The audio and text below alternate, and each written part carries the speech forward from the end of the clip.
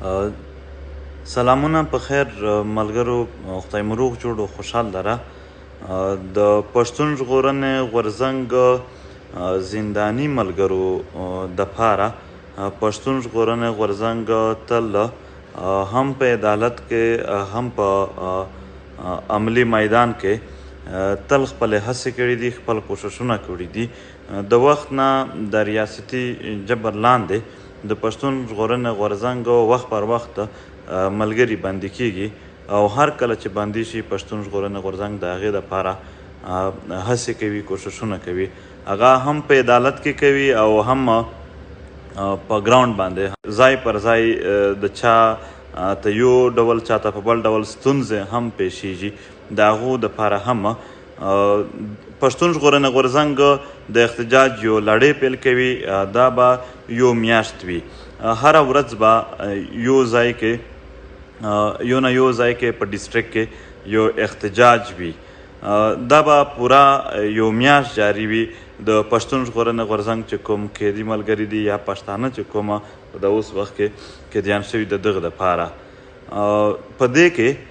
مونږ چې څومره هم د تحریک ملګري په کوم ډسټرکټ کې دي هغه لیست به د دغو چې کوم شیډول دی هغه به اوس زر کې په سوشل میډیا باندې دوی ته ورکو او ذمه دار ملګرو ته به یې په خپل چې کومه تنظیمي طریقه ده په هغه هم سینډ کو او دې کې ټول ملګري ښه کمپین وکړي او ښه ګډون وکړي. د دې نه علاوه چې څومره هم دلته په پښتونخوا وطن کې ګوندونه دي، سولهییز تنظیمونه دي، هغو ټولو باندې هم غږ کوو چې هغه هم د دې ملګرتیا وکړي د دې احتجاجونو، ځکه چې بې ګناه زموږ ملګري په جیل کې ساتي، دوی نور هیڅ نه دي کړي. د دې خاورې او د دې وطن دوی د دفاع دپاره نور څه دفاع خو دا هم چې دوی یعنې مطلب د دوی وطن ژغورنې دپاره دوی خبرې کړي دي. دلته چې کوم ظلم جبر شوی دی د هغې خبرې کړي، نو دا ستاسو زموږ یو مشترکه عمل دی چې څوک هم په دې خاوره د وطن دپاره کار کوي، په هغه باندې به موږ ټول ننګ کوو او هم آهنګي به په دې خاوره پیدا کوو. ملګرو، دومه خبره د پی ټي ایم د تنظیم کوو. پی ټي ایم چې کله جوړ شو نو اول جلسې او جلوسونه کول په مختلفو سیمو کې چې هلته علاقو کې چې هلته د پښتون ژغورنې غورځنګ بیانیه ورسوي. هغې نه پس بیا موږ چې څومره ملګري وو دا دې ته شو چې دا څومره اوس تحریک دی چې دا منظم شي. د منظم کولو دپاره تر ټولو اول رولز وي، یعنې آیین چې په یعنې انتظام چې چلیږي هم منظمتیا چې راځي هم منتظمین به څه کوي،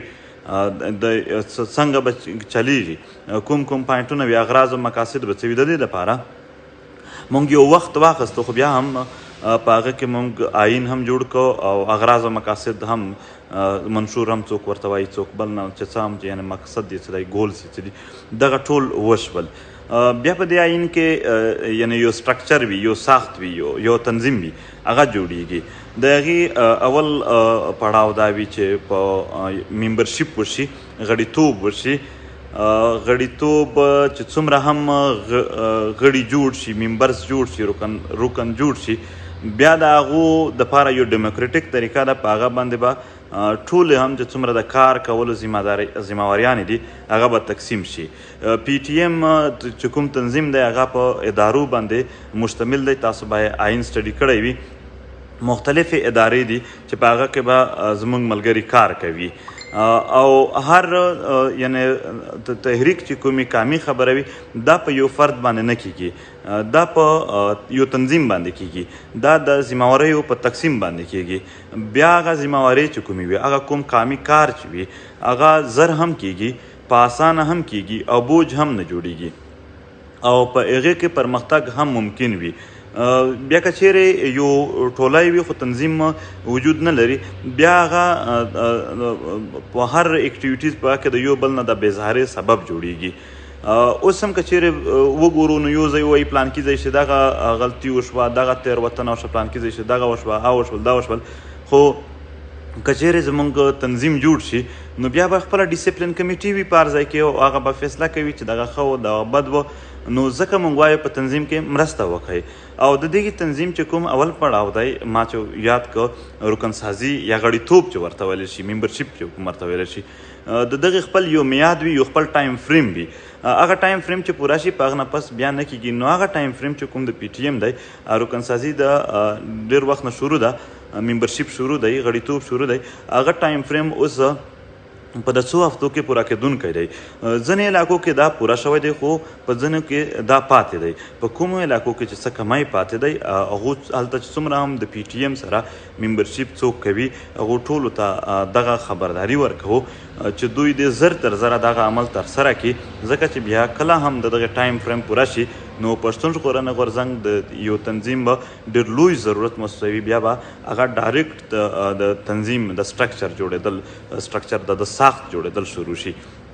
او په ډیموکریټک طریقه سره به په یو جمهوري طریقه سره به خپل دوی مرکزیت د یا صوبه یا ضلع چې څومره هم ذمهداریانې دي د څه په حواله سره هم دي هغه به دوی هلته په ډیموکریټک طریقه سره وسپاري هر سړي ته هر هغه کس ته چې د پی ټي ایم غړي راخوښ کړه چې دغه د ده دپاره په دې کې د پی ټي ایم مختلفې ادارې دي دا کې ډیسپلین اداره هم وي په دې کې د چې څومره ظلمونه شوي دي میسنګ پرسنز یا ایکسټرا جوډیشل کلینګ څومره شي د دې لپاره هم باقاعده په هر ډسټرکټ کې یو اداره وي چې هلته ډیټیلز راخلي معلومات راخلي پوره میاشت خوارې کوي چې څومره هم دوی هغه لیکي هغه لیک ته اړوي چې مونږ دا اوس نسل د یو بل هم په غم خبر شو راتلونکي نسل هم په دې خبر وي چې دلته یعنې څه دي او دا بیا زموږ سره چې ښه سټیټسټیک وي دنیا هم دا یو ویشتمه صدي ده دا په پروف باندې بیلیف ساتي په سټیټسټیک ویلیوز باندې چې په رښتیا باندې ولاړې وي په هغه بیلیف ساتي بیا مونږ په دنیا کې هم د پښتنو چې کوم ظلم جبر ورسره کېږي دا په هر چا باندې منلی هم شو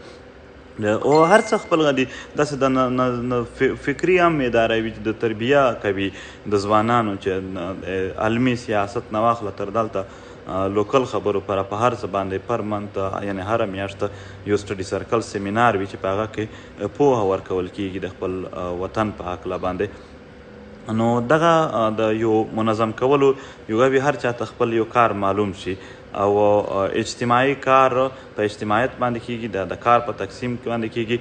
پی ټي ایم چې آیین جوړ کړو په دې آیین باندې د پی ټي ایم چې څومره هم مشرتابه وه د دغه ویډیو موجوده ده تاسو به لیدلي وي چې موږ ټول په دې باندې راضي وو د دې آیین چې څومره انشکونه دي په هغې ټولو باندې موږ مشترکه ویډیو سره وکړله په هغې باندې موږ ټول سره راضي وو بیا په دې نه بعد د غړیتوب عمل او بیا د تنظیم عمل به هم انشاءالله په ښه طریقه سره ترسره کېږي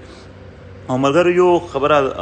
آخر دا درته کوو چې که څوک هم یعنې په موږ باندې نیوکې کوي تنقیدونه کوي یو کوي بل کوي هغه که په بنیاد یې کوي که بې بنیاد یې هم کوي هم خو چې د تحریک له اړخه د تحریک یو غړی چې څوک ځان ته وایي یعنې د تحریک څوک اون کوي هم چې دا زه د تحریک غړی یم د تحریک په صفت د چا سره خبره کوم نو هغه به قط یعنې کله هم تحریک د اجازه نه ورکوي چاته چې هغه به هم د چا د بې بنیاده یا د هسې تنقید په بنیاد کې به دی هم په هغه شان خبره ورسره کوي یا دی به هم بې بنیاده خبرې کوي نو هر کله هم که څوک داسې کوي اول خو موږ باندې خپل هم چې دغه د په پښتون وطن کې ډېر یعنې د تنظیمونو اړخه هم چې وشي هم موږ غلي په دې شو چې د کام مفادات په دې کې نه دي چې موږ دلته د یو بل سره په دې جنګ کې پرېوځو نو دا د کام مفادات نه خو بیا هم که چا جواب ورکوه هغه به انتهایي مثبت تی ورکوي او بې بنیاده د کله هم چاته خبره نه کوي چې ښکاره لیده شي چې دا په بدنیتي نه دی بلکې د یو مثبت او د خپلوالۍ پیغام پکې لیده شي نو دغه د ملګرو نه خواست دی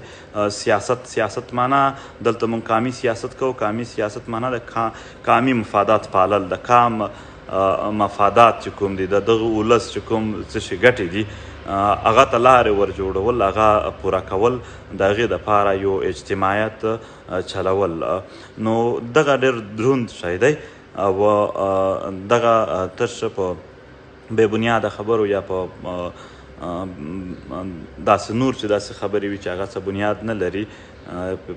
دغه باندې هیڅ یعنې دا مثبت شی دی د دغې سره خاص تړون نه لري نو خدای مو خوشحال لره، خدای مو په خیر شه لره. مننه چې څومره هم احتجاجونو یعنی دلته موږ یو شیډول جاری کو چې کوم ډیسټریکټ ته کومه ورځ تحریک ټاکلې ده، نو د پښتون ژغورنې غورځنګ ټول ملګري به د پښتون ژغورنې غورځنګ په دې فیصله باندې تایید به کوي او بیا چې څومره هم په دې خطه کې